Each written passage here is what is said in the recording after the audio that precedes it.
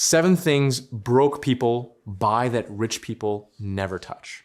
There's a strange pattern you can spot once you know what to look for. Walk through a working class neighborhood and a wealthy one, and you'll notice something that seems backward. The driveways in the struggling neighborhood are often full of shinier, newer, more expensive looking things than the driveways of the genuinely rich. The people with the least money are frequently surrounded by the most stuff that looks like money, while the people with real wealth are surrounded by things that are ordinary, understated, and often years old. This isn't a coincidence, and it isn't about taste. It's about a set of specific purchases that quietly separate the two groups. There are things broke people buy again and again that wealthy people have learned to never touch, and once you see the list, you can't unsee it. This isn't a story about judging anyone, because most of these purchases feel completely normal. That's exactly what makes them so dangerous. It's about understanding a truth that reshapes how you see money entirely. Wealth isn't built by what you earn.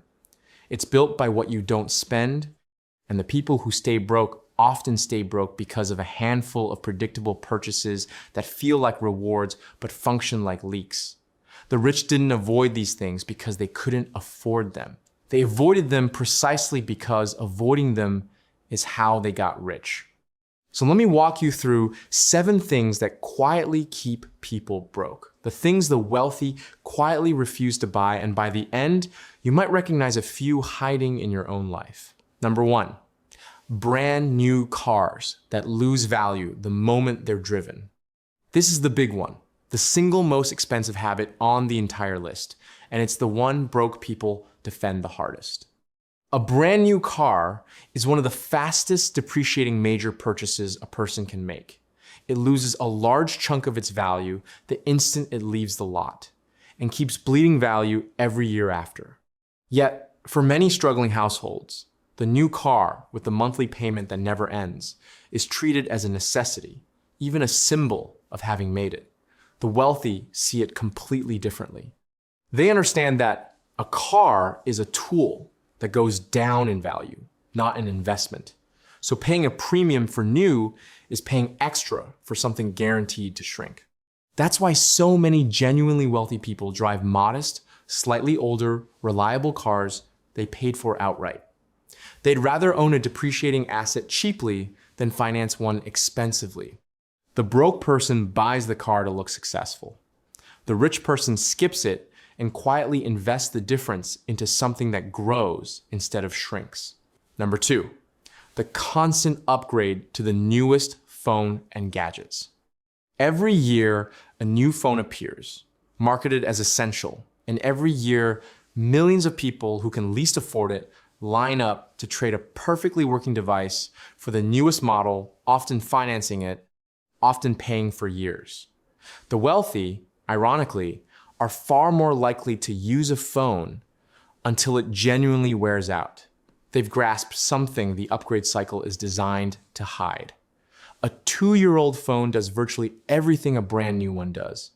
And the difference you're paying a premium for is mostly the feeling of newness, which fades in days.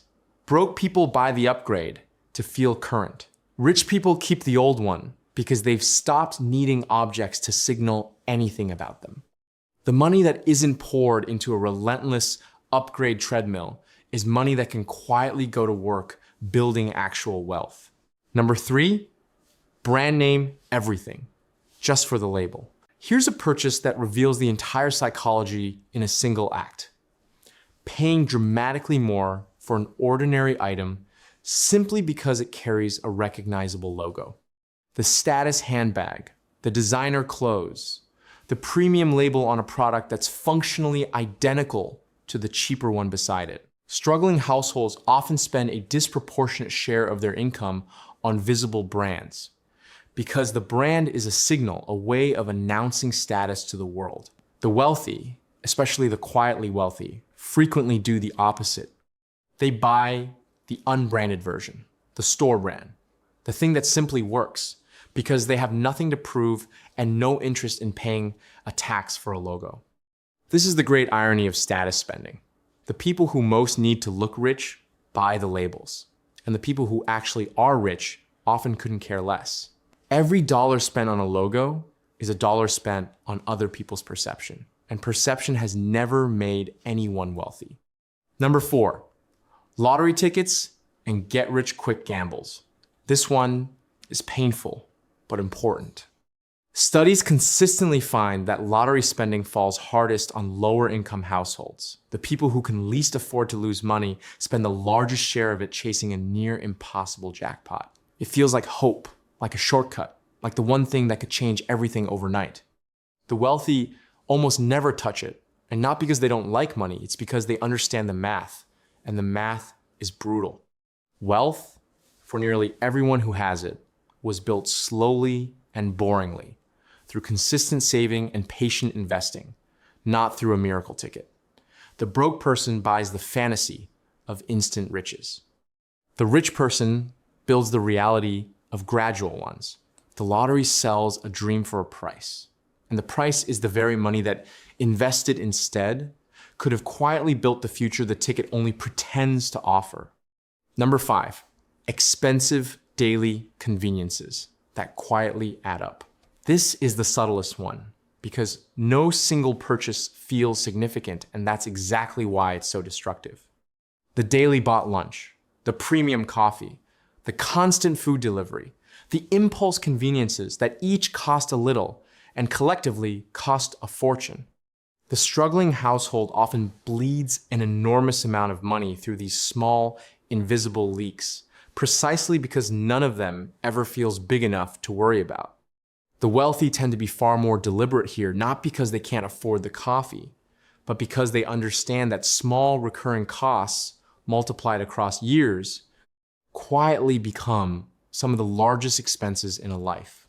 A few dollars a day, every day, adds up to thousands a year and hundreds of thousands over a lifetime once you account for what that money could have grown into.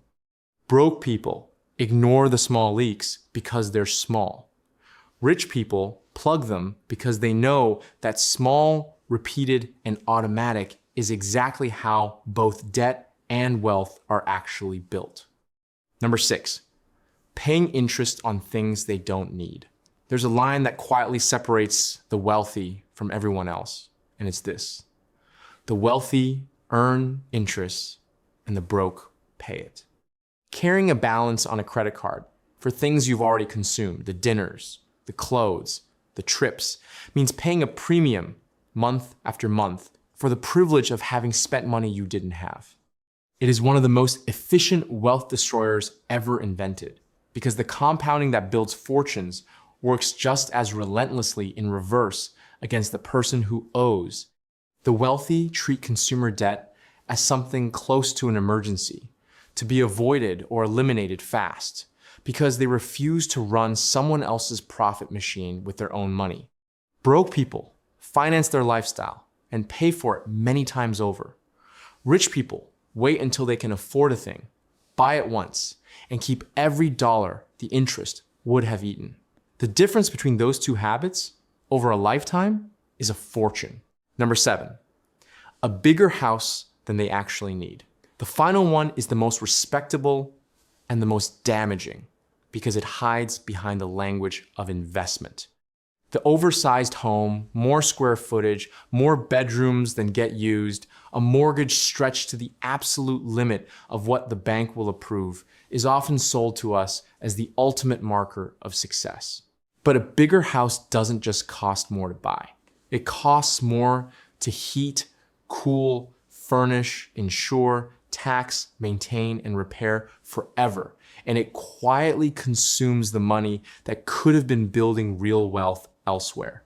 Many genuinely wealthy people deliberately live in homes that are modest relative to what they could afford because they understand that the house you can barely afford makes you house poor, no matter how impressive it looks.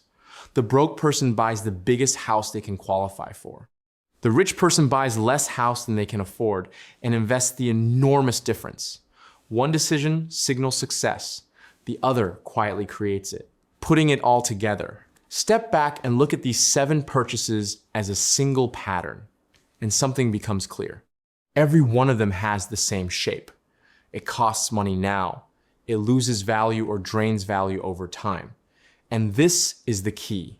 It exists largely to create the appearance of wealth rather than the substance of it. The new car, the newest phone, the logo, the lottery ticket, the daily conveniences, the interest, the oversized house. They are all, in their own way, purchases of image over reality. And that's the quiet truth underneath the whole list.